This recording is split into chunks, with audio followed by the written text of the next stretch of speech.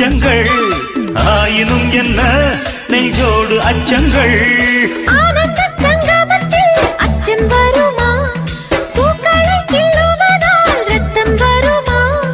இதுபோல் இதமோ சுகமோ உலகத்தில் இல்லை இவளின் குணமோ மனமோ மலருக்குள் இல்லை சேலை கட்டும் பெண்ணுக்கொரு வாசம் உண்டு கண்டு கொண்டே கண்களுக்குள்